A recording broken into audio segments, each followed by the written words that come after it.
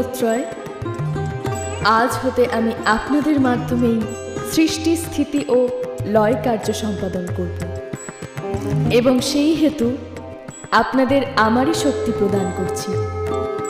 আপনারা তা সমর্যাদায় গ্রহণ করুন।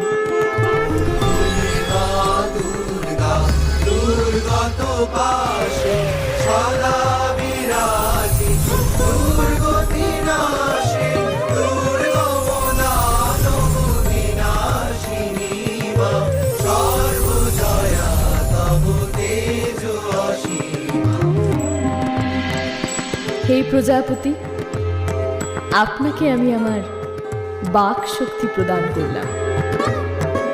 আপনি এবং দেবী সরস্বতী মিলিত